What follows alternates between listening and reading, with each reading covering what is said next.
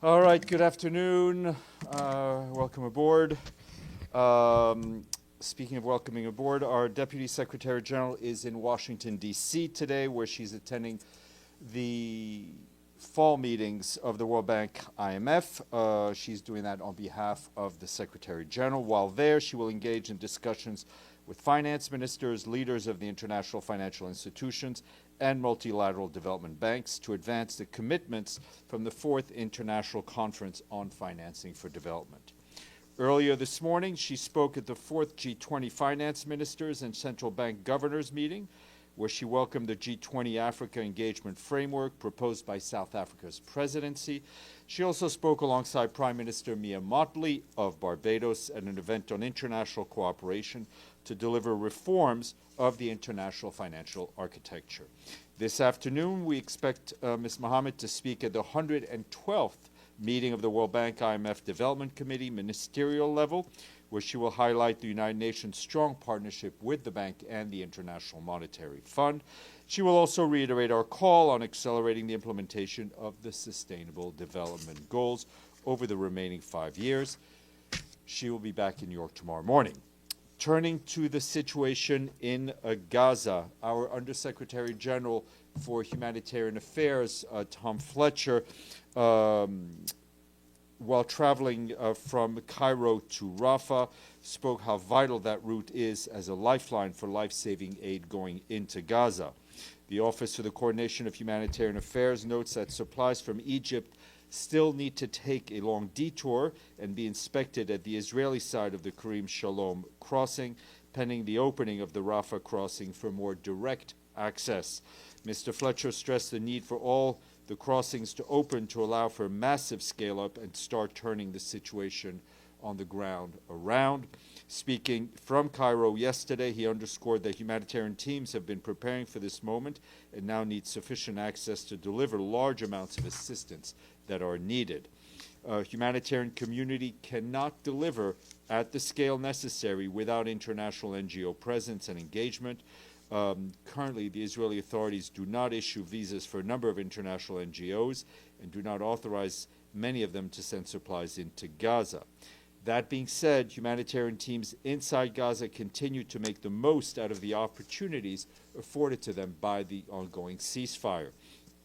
To give you some examples, on Tuesday alone, 21 of our partners distributed nearly 960,000 meals through 175 kitchens. Bakeries that we support produced over 100,000 2-kilogram bread bundles. UNICEF distributed more than 1 million baby diapers, and the World Health Organization delivered 3 truckloads of surgical and other essential medical supplies from their warehouses in Deir el-Bala to the central pharmacy in Gaza City. Our WHO director, Dr. Tedros, said that those medical supplies will be transferred to Al-Shifa Hospital and will meet the needs of about 10,000 people. WHO also deployed an international emergency medical team to boost orthopedic surgery and trauma care in Gaza, and their team set up 2 new operating theaters, and they're planning to add 120 more inpatient beds to Al-Shifa to expand the hospital's capacity. OCHA also tells us that teams from across the UN system have now finished clearing the main roads leading to the Erez and Zikim crossings in the north in anticipation of their potential reopening, which would allow, of course, aid to be brought in directly into northern Gaza, where it is desperately needed. Today, we have teams checking the Saladin Road, which has not been used for months. Also on Tuesday, we had colleagues from multiple UN agencies visit the Sheikh Radwan neighborhood in Gaza City, which was severely impacted by the recent military operations. And our teams also met there with returnees and with those who have remained all along, and heard from them how determined they are to rebuild their lives. Their main humanitarian priority was access to water alongside food, shelter, and the removal of debris. Those who've lost their homes were staying in tents, while those who returned to homes that were still inhabitable have begun clearing rubble and cleaning up. Meanwhile, over the past week, our colleagues from the UN 2720 mechanism have secured Israeli clearance for additional supplies, raising our cleared pipeline to nearly 200,000 metric tons. The items are currently in Jordan, Cyprus, Israel, and the West Bank, and they're on their way into Gaza. We also will keep sending even more supplies to the Kesufim and Kerim Shalom crossings, offloading them there and collecting them from inside Gaza. Yesterday, through the 2720 mechanism, our teams and partners sent wheat, flour, food parcels, nutrition supplements, date bars, food supplies for kitchens, hygiene kits, sanitary pads, diapers, various medical equipment, tents, and animal fodder. Between Friday and Tuesday, our teams have been able to collect nearly 3,500 metric tons of essential supplies from those crossings. That's based on the mechanism's tracking, and those efforts continue as we speak. Turning to Afghanistan and Pakistan, as we've been asked a number of questions, I can tell you that the Secretary General has been following with concern the reports of armed clashes between Afghanistan and Pakistan, which have killed or injured many civilians, and he, of course, welcomes the announcement of a temporary ceasefire. The Secretary General calls on the parties to agree to a durable end and to the fighting, and to engage in dialogue so that civilians can be protected and to prevent further loss of life. Our colleagues at the UN Assistance Mission in Afghanistan, UNAMA, continue to monitor the situation. The UN mission is still assessing the exact number of killed or injured. Current information, however, indicates at least 17 civilians were killed and 346 injured in Spin Boldak on the Afghanistan side of the border. The UN mission also documented at least 16 civilian casualties as a result of an earlier cross-border clash in Patikta, Patkaya, Kunar, and Helmand provinces. The UN mission reminds all parties of their obligations under international law to comply with the key principles of distinction, proportionality, and precaution to prevent harm to civilians. Also, just turning to Cameroon, I can tell you that the Secretary General has been following the 12 October presidential elections and subsequent developments in Cameroon. He calls on all stakeholders to help maintain peaceful environment and encourages all actors to address any electoral disputes through the established legal mechanisms. Turning to Madagascar, and I have a statement to share with you, and that is that the Secretary General condemns the unconstitutional change of government power in Madagascar and calls for the return to constitutional order and the rule of law.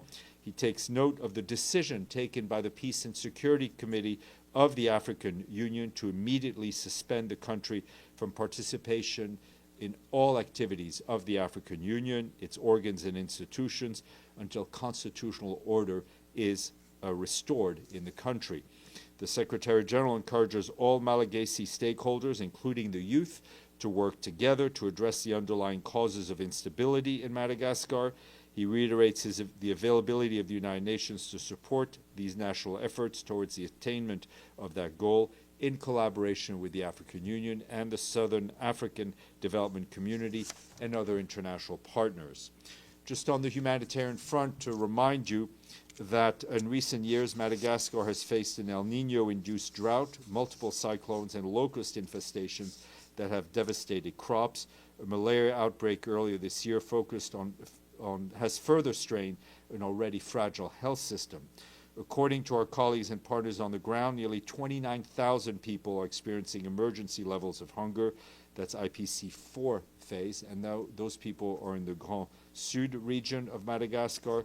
This figure is projected to soar to 110,000 by 2026, with malnutrition, disease outbreaks continuing to escalate. Funding cuts have further constrained the UN's ability to respond. 2 days we celebrate today. Today is, what 2 days do we want to mark?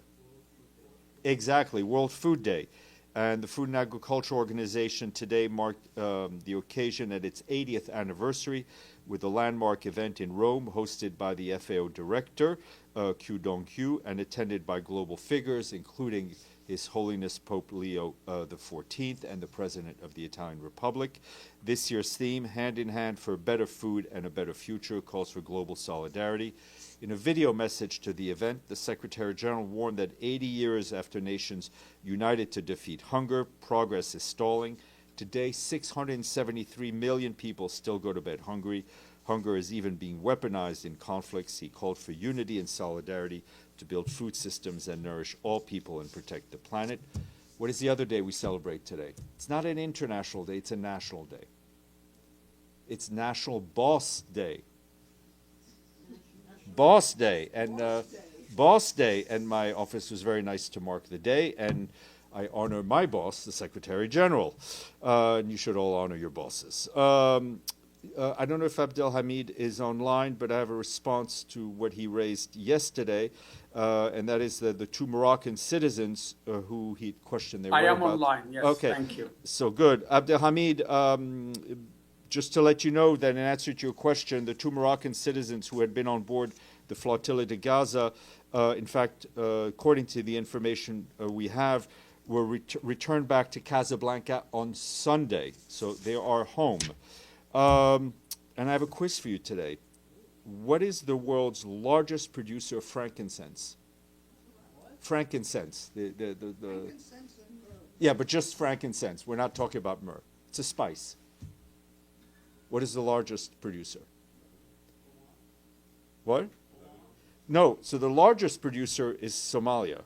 Exactly. But that's not who paid its dues today. Today, the world's second largest producer of frankincense. And what country is that? Exactly.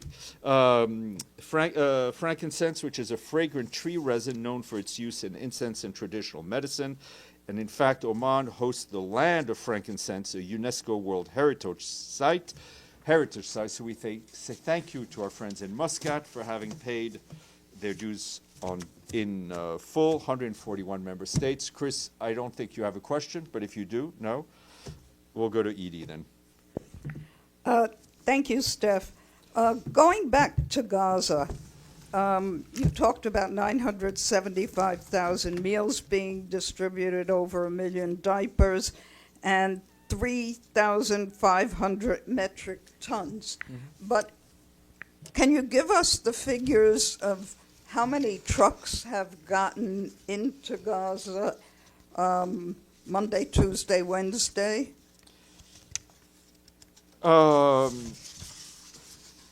Yes and no. We are still, I think, we still don't have the system in place for various reasons that will give us our own numbers on trucks. I can tell you that COGAT presented to the media yesterday that 716 trucks had crossed through Israeli controlled crossings. That was yesterday. Those numbers reflect trucks sent through commercial sector, bilateral donations, and the UN system combined. Our estimate is about a third of that 716 were UN coordinated trucks, so that would be about 230 or so. But those are figures given to us by the Israeli COGAT. As I said, I hope in the coming days we'll have a system in place where we can get our own numbers. And do you have any information on whether trucks are still being looted as they go to warehouses? The information that we received today in our update is that WFP managed to get a full convoy of trucks to a warehouse without any incidents. We have seen the incidents of looting drop dramatically. And I think today and yesterday was a vast improvement in our ability to bring aid in safely from the crossings to the warehouses. Deji, and then we'll go to you. Yeah, on the situation between U.S. and Venezuela, there's another escalation. Yesterday, President Trump said he has approved CIA covert operation in Venezuela, and there might be also an attack on land. We all know what it means when we talk about CIA covert operation in Latin America. What is the response from the Secretary General on the latest escalation? Look, we've obviously, we've seen the press reports, the article in the New York Times, we've seen some of the comments that are made. I think it's important that member states foster an atmosphere of constructive engagement to deal with bilateral issues. It is also imperative that member states ensure that their actions are carried out in accordance with international law, including the UN Charter. Has the Secretary General received any letters or complaint from the Venezuelan mission? Not, on this issue? not as of this morning that I know of, but something may pop up, and I will let you know. Okay. Yes, ma'am, and now I'll go to you. Hi, Steph. Marina Usher with the Canadian Broadcasting Corporation. Just wondering if you can go back to Mr. Fletcher's movements. I know he's on his way to the Rafah crossing. Curious about if you know how long Mr. Fletcher will be in Rafah and what his plans are about going into Gaza? He is, he's currently in Rafah. I think he'll stay in the region for a few more days. If there's any news about him going in to Gaza, we will share that with you. Evelyn, Yes. your microphone, please. Oh, sorry. Sorry, just a second. Hello, Steph. Thank you. What was the problem with Israel rejecting NGOs? Which NGOs is that, and why? I think you need to ask them, but there were a number of international NGOs who were no longer certified to work in Gaza. We don't know which. You'd have to ask the Israelis. Yes, sir. And then Thank you, Steph. U.S. President Trump is scheduled to meet Ukrainian President tomorrow, and they will possibly discuss the United States providing Tomahawk missiles to Ukraine. And the Kremlin spokesperson Peskov warned today that if the United States provide Tomahawk to Ukraine, there might be a escalation of situation in Ukraine. So is the United States concerned about the possible escalation? And does the SG has any plan to talk to Putin and Trump about this issue? Thank you. I will keep you abreast of any phone calls, but I can tell I'm not going to predict what will be said or done following the meeting. We will stick to our position, which is working for and wanting to see an end to the conflict, leading to a just, comprehensive, and sustainable peace in line with the Charter of the United Nations, relevant international law, relevant UN resolutions, and the territorial integrity of Ukraine. Thank you. And I have another question about the World Food Day. Yesterday, the World Food Program said 319 million people face acute food insecurity.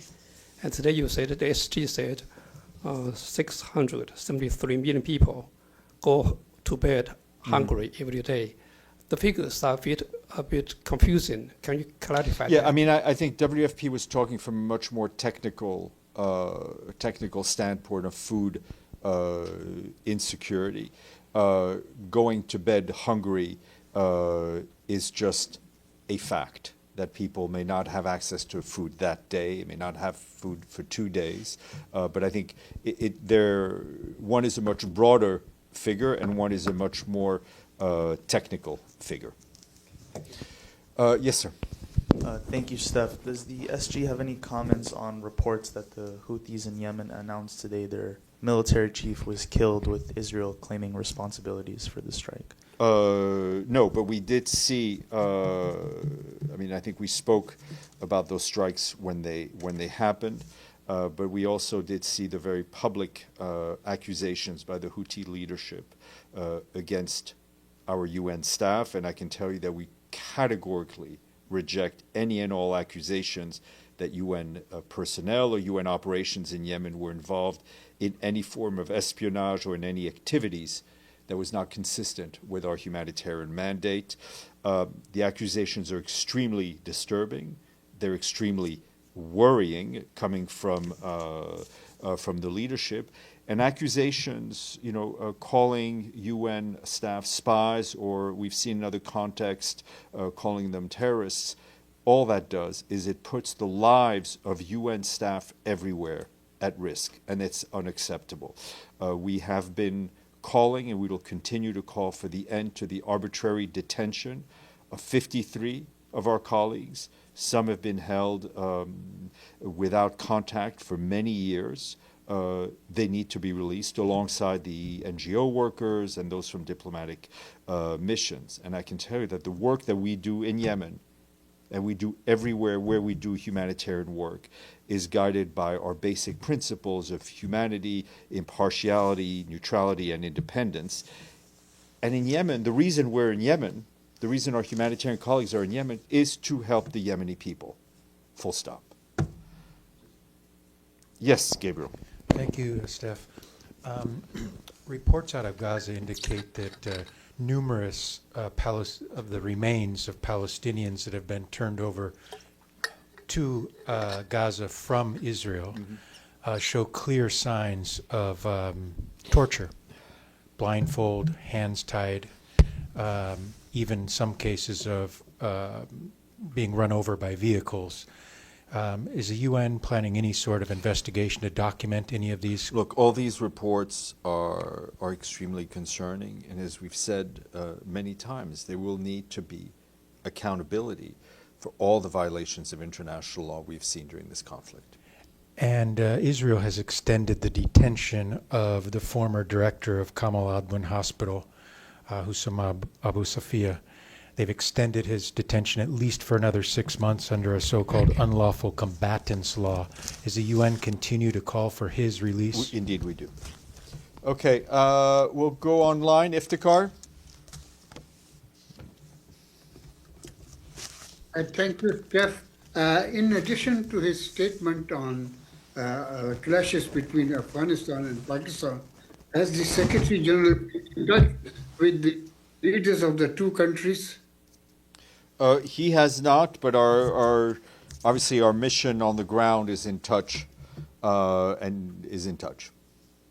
I hope you are posting this statement online. Yes, sir, we will. Abdelhamid. Thank you, Steph. Gabriel asked one of my questions. My second question is about the 3 Palestinians were killed also today in Gaza. Yesterday there were 3, and the other day were 5. So Israel, in fact, is not abiding by the ceasefire. Do you have anything to say about that? As I said yesterday, we are not a mediator in this conflict. We are not the ones who will call violations of the agreement. We do not want to see any more civilians killed. We do not want to see any fighting at this point. Okay, thank you all. Enjoy the day. Enjoy tomorrow, because it's Friday. Goodbye.